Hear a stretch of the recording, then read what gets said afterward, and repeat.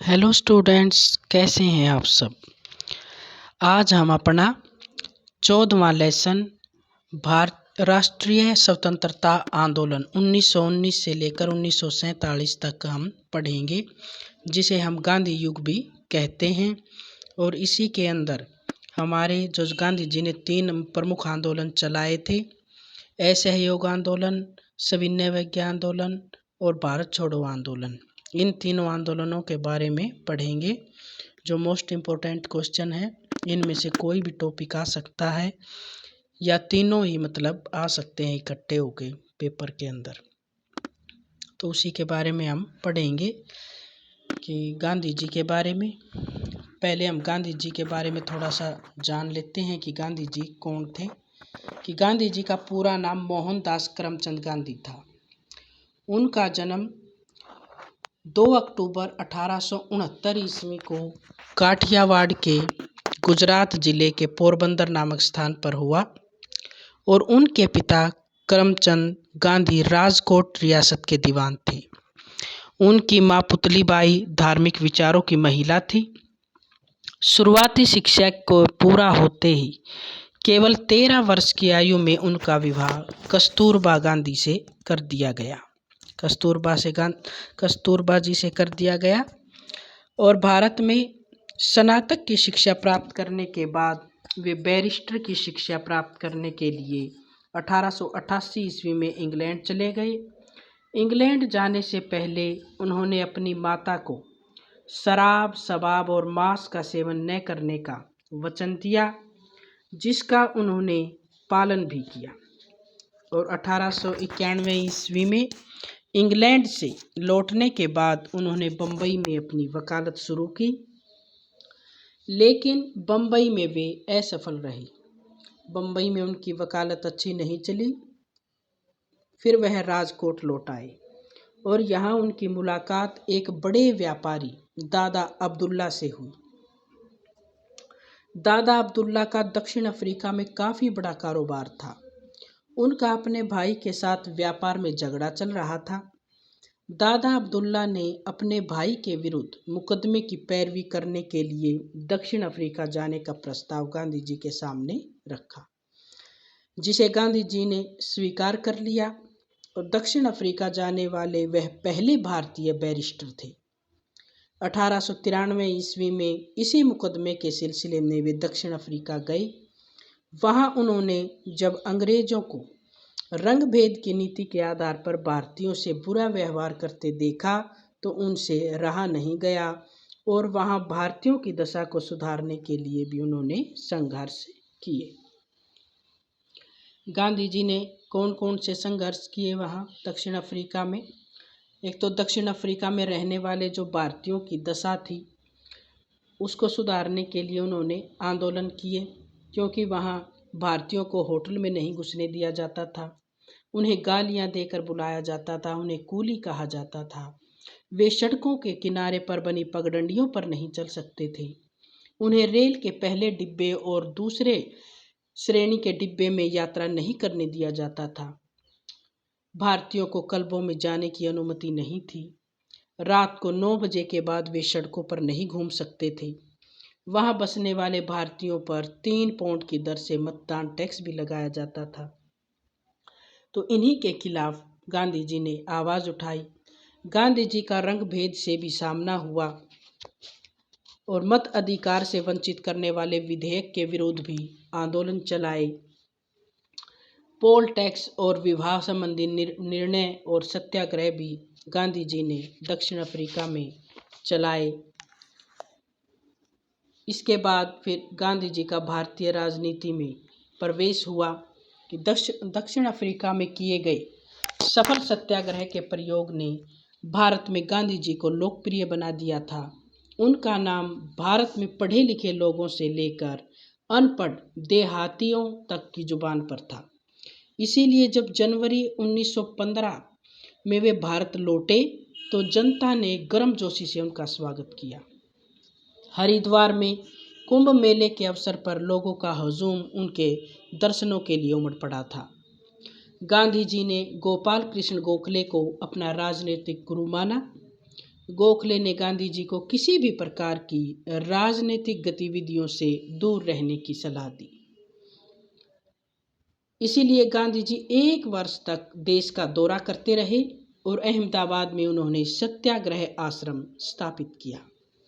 आश्रम में गांधी जी के साथ दक्षिण अफ्रीका से आए उनके समर्थकों को बसाने का काम किया गया और लंबे समय के बाद वे स्थान की कमी और प्लेग जैसी भयंकर रोग के कारण इस आश्रम को साबरमती नदी के किनारे पर 150 एकड़ के विशाल क्षेत्र में स्थानांतरित कर दिया उन्होंने।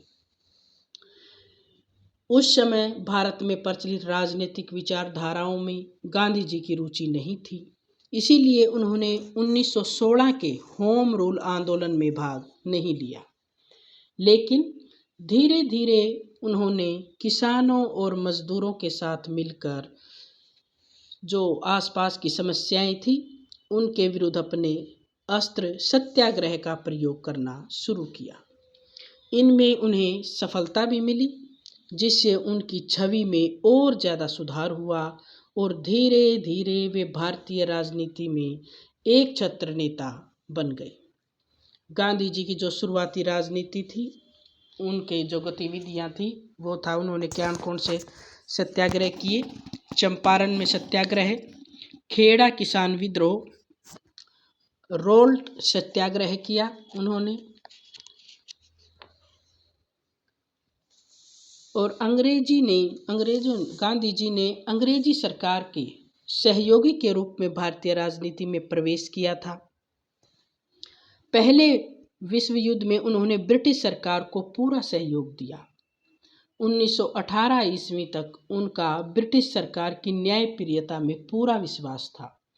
लेकिन इसके बाद भारतीय राजनीति में जो घटने वाली कुछ घटनाएं थी, जैसे कि रोल्ट एक्ट हो गया, जलियांवाला बाग हत्याकांड, खिलाफत आंदोलन, इन सभी ने उन्हें सरकार के सहयोगी से असहयोगी बना दिया। उन्होंने 1920 ईस्वी में राष्ट्रीय आंदोलन का नेतृत्व अपने हाथ में लेकर सत्य और अहिंसा के आधार पर सत्याग्रह किया। उनके सत्याग्रह का रूप 1920 ईस्वी में असहयोग आंदोलन के रूप में प्रकट हुआ। इस भाग में हम खिलाफत और असहयोग आंदोलन से जुड़े कुछ पक्षों के बारे में जानेंगे। असहयोग आंदोलनों के कारण कि किस तरह से असहयोग आंदोलन उन्होंने शुरू किया।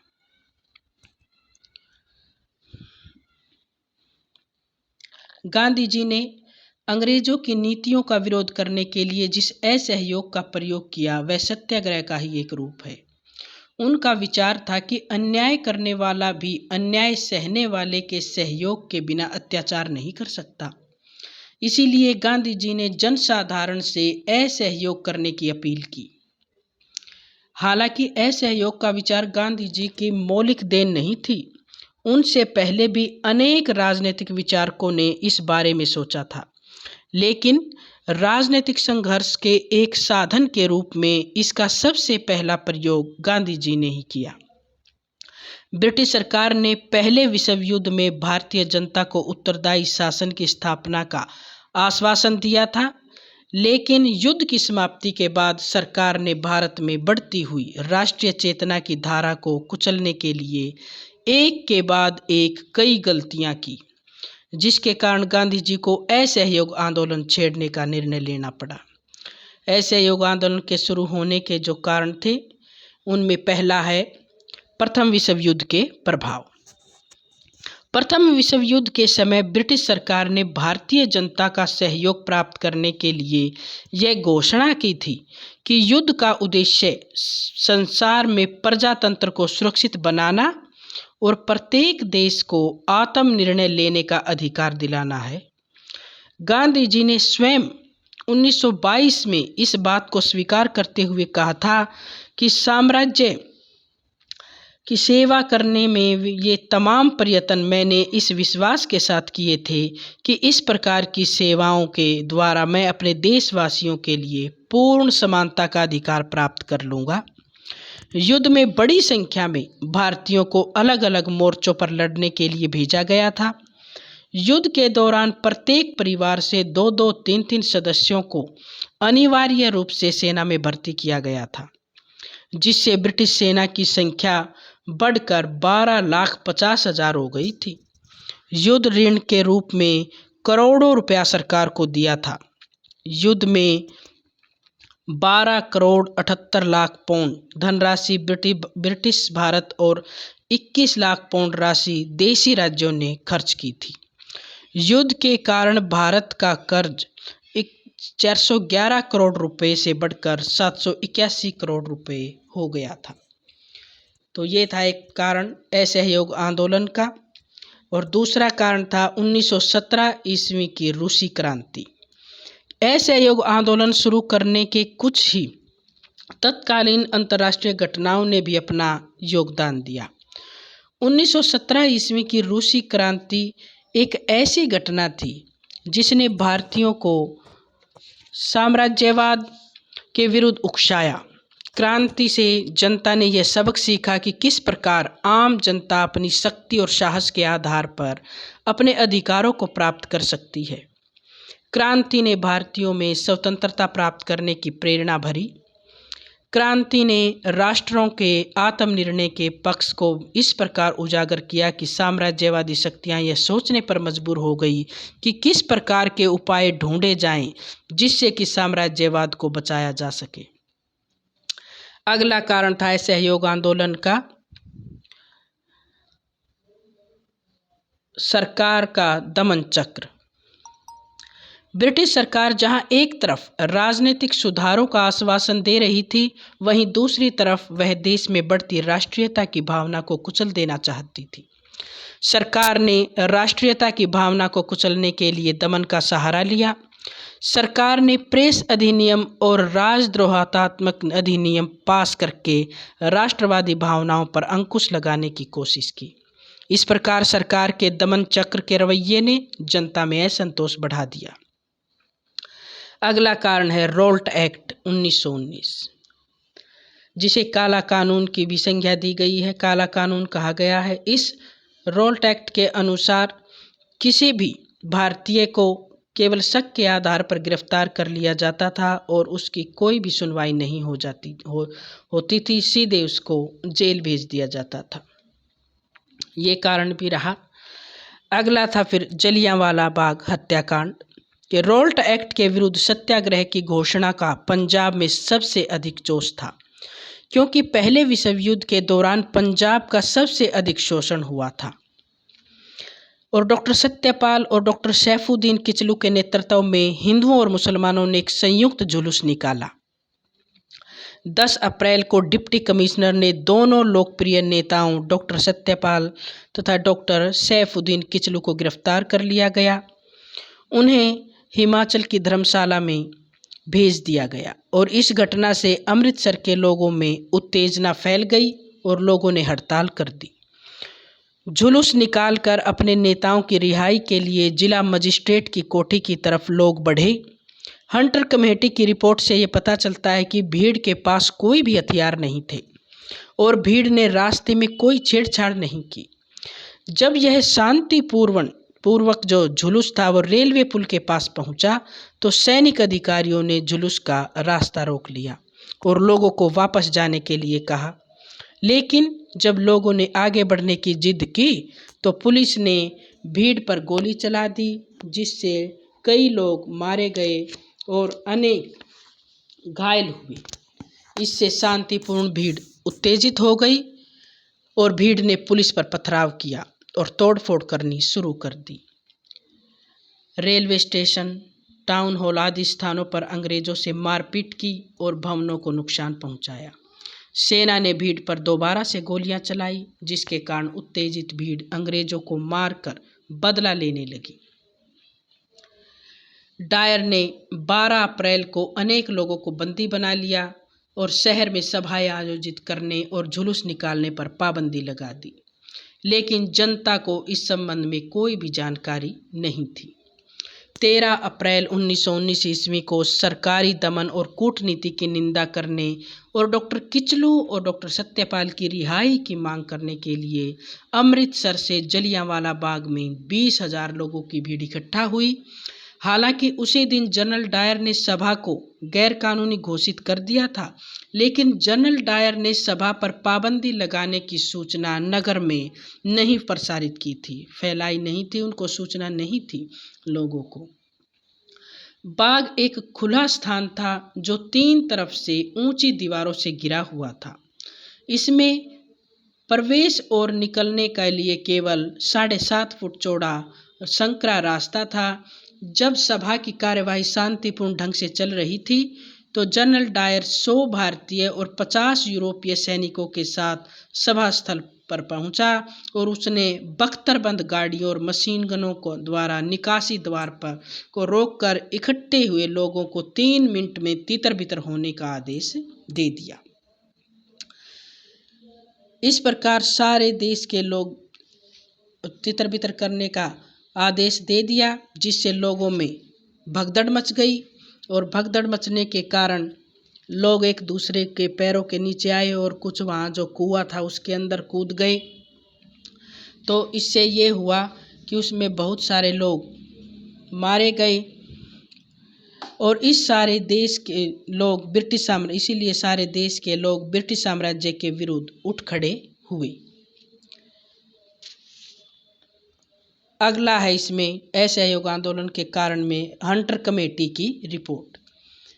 पंजाब की घटनाओं की सूचना समाचार पत्रों पर लगे प्रतिबंधों के बावजूद भी जब देश के दूसरे भागों में पहुंची तो लोग भड़क उठे और इस दुर्घटना की जांच की मांग की जो जलियांवाला बाग की थी, और जनता के दबाव में आकर आगे विवश होकर आखिरकार सरकार ने 19 अक्टूबर 1919 को जलियांवाला बाग की घटना की जांच के लिए हंटर कमेटी नियुक्त की। कमेटी में 8 सदस्य थे, जिनमें 5 अंग्रेज थे और 3 भारतीय थे। कांग्रेस ने भी पंडित मदन मोहन मालवीय के नेतृत्व में अत्याचारों की जांच के लिए अपनी कमेटी गठित की और इस कमेटी ने 25 मार्च 1920 को अपनी रिपोर्ट दे दी। कांग्रेस पार्टी ने जो अपनी कमेटी बिठाई थी उसने। इस रिपोर्ट में मरने वालों की वास्तविक संख्या सरकारी संख्या से कई गुना थी। कांग्रेस रिपोर्ट में बताया कि जनरल डायर ने जानबूझकर निर्दोष भीड़ पर अत्याचार किए और भारतीयों की हत्या की। हंटर कमेटी की रिपोर्ट मई 1920 में प्रकाशित हुई, लेकिन इससे पहले ही सरकार को अपने अधिकारियों को दंड से बचाने के लिए इंडेनिमिटी बिल पास कर दिया। हंटर कमेटी ने अपनी रिपोर्ट में अधिकारियों के कामों पर पर्दा डालकर लिपापोती करने की कोशिश की और पंजाब के गवर्नर माइकल ऑडवायर को कमेटी ने निर्दोष ठहराया। समिति का विचार था कि जनरल डायर ने अपने कर्तव्य को गलत समझा और आवश्यकता से अधिक बल का प्रयोग किया, लेकिन उसने ईमानदारी के साथ जो उचित समझा वह किया। कमेटी की रिपोर्ट की सिफारिश पर जनरल डायर को केवल गलत निर्णय के अपराध पर नौकरी से हटाने का दंड दिया, लेकिन इंग्लैंड के समाचार पत्रों ने उसे ब्रिटिश साम्राज्य का रक्षक घोषित किया। सरकार ने उसकी सेवाओं की प्रशंसा करते हुए उसे मान की तलवार की उपाधि से सम्मानित किया, जबकि प्रसिद्ध समाचार पत्र मॉर्निंग पोस्ट ने उसे 50,000 पाउंड की धनराशि इकट्ठी करके सम्मानित किया। ब्रिटिश सरकार की इस नीति से भारतीयों को बड़ी निराशा हुई और उसके क्रोध की कोई सीमा नहीं रही। महात्मा गांधी पर इस घटना का बड़ा प्रभाव पड़ा और उन्होंने सरकार के विरुद्ध असहयोग आंदोलन चलाने का विचार कर दिया। असहयोग आंदोलन चलाने का विचार किया और जिसके कारण यह असहयोग आंदोलन चलाया गया। आगे है खिलाफत आंदोलन। टर्की का सुल्तान संसार के मुसलमानों का धार्मिक गुरु या खलीफा था। भारत के मुसलमानों में भी खलीफा के प्रति बहुत श्रद्धा थी। पहले विश्व युद्ध में टर्की मित्र राष्ट्र यानी कि इंग्लैंड, फ्रांस, अमेरिका और रूस के विरुद्ध लड़ रहा था।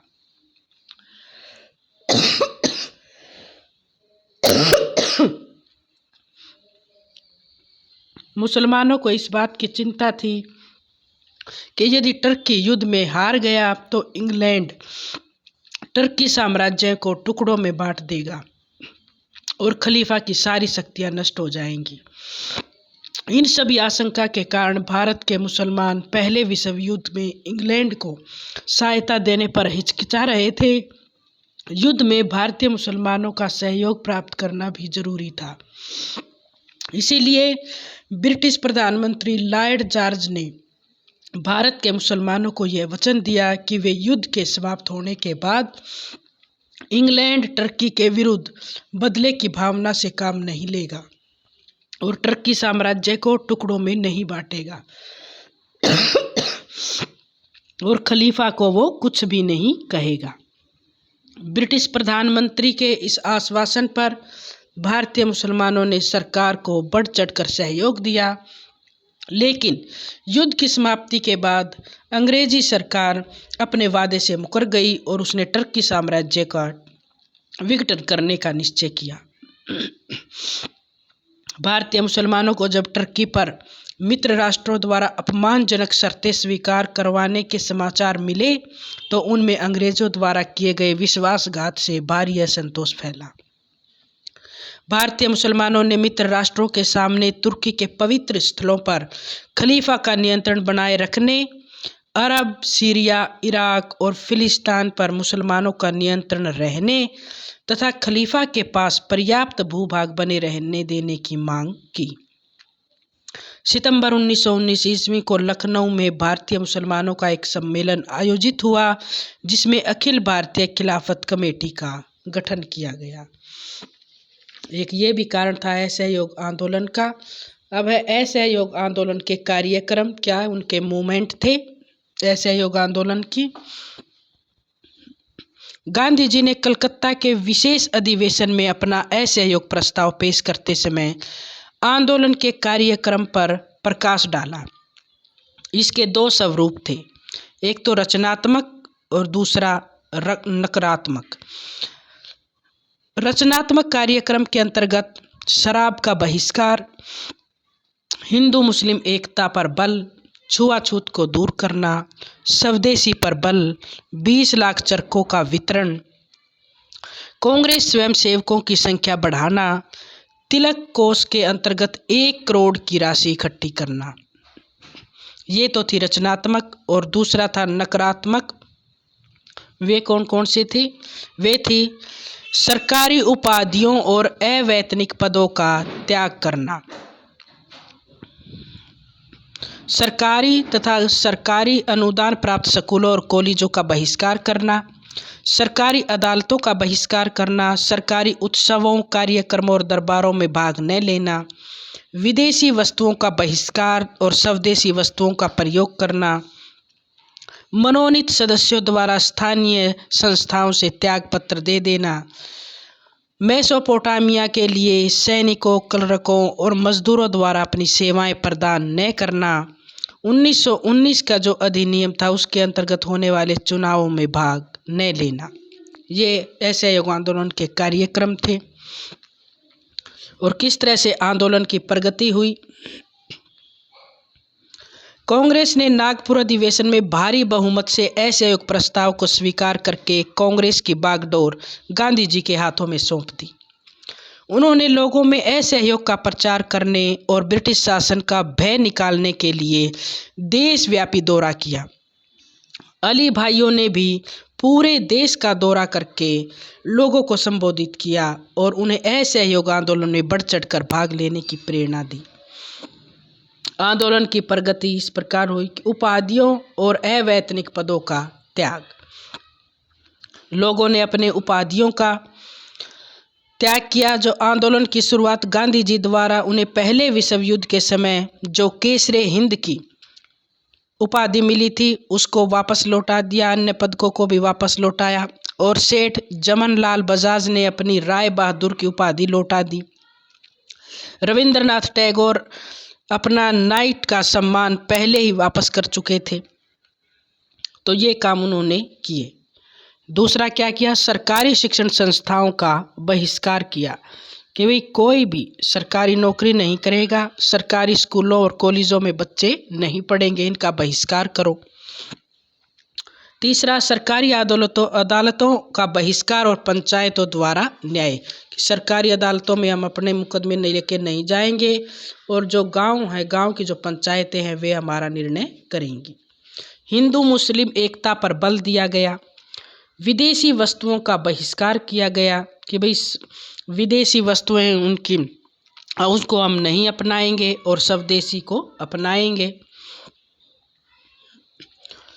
धन इकट्ठा करना और सदस्यता अभियान की धन इकट्ठा करना और सदस्यता का अभियान चलाया।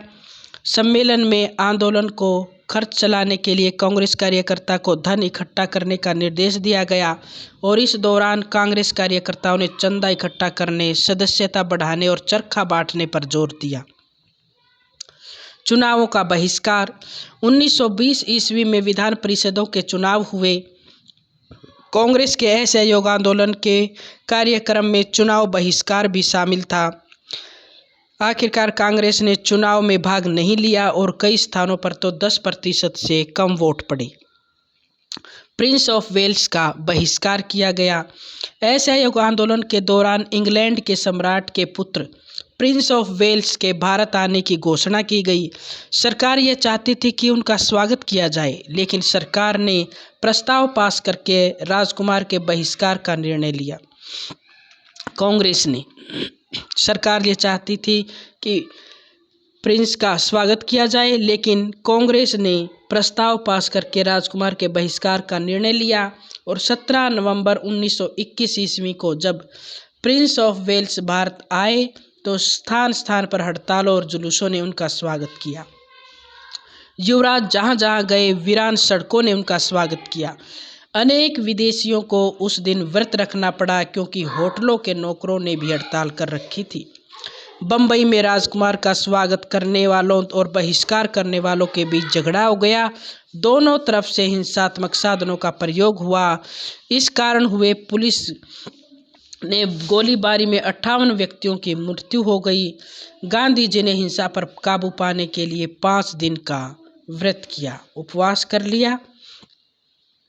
उसके बाद है फिर आंदोलन का दमन कि किस तरह से अंग्रेजों ने फिर उसका जो ये असहयोग आंदोलन था उसके कारण जो आंदोलन था उसका दमन किया गया कि अपने युवराज को अपमान से क्रोधित होकर सरकार दमन पर उतर आई। कांग्रेस और खिलाफत कमेटियों को गैरकानूनी घोषित कर दिया गया। सार्वजनिक सभाओं और जुलूसों पर प्रतिबंध लगा दिए गए। निहत्थे लोगों की पिटाई, आतंक फैलाना, झूठे मुकदमे बनाना, जेल में बंद कर देना, गोलियां चलाना, ये सभी घटनाएं आम हो गई।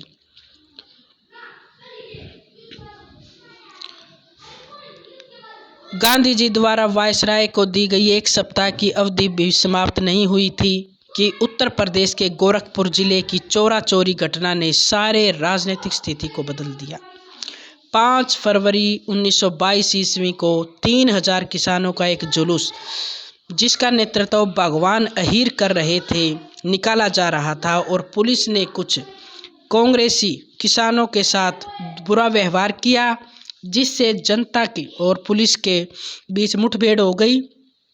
पुलिस की गोलाबारी से उत्तेजित भीड़ ने पुलिस स्टेशन पर हमला बोल दिया और पुलिस स्टेशन में आग लगा दी, जिससे 22 पुलिस वाले आग में जीवित जलकर मर गए।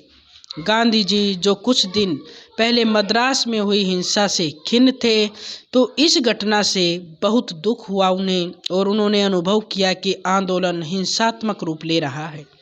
आखिरकार उन्होंने 11 फरवरी 1922 ईस्वी को बारदौली में आंदोलन को स्थगित करने की घोषणा कर दी। इस प्रकार गांधी जी ने असहयोग आंदोलन को समाप्त कर दिया। तो बेटे ये था असहयोग आंदोलन, जो आज हमने इसको पढ़ा है। कल हम सविनय अवज्ञा आंदोलन के बारे में पढ़ेंगे।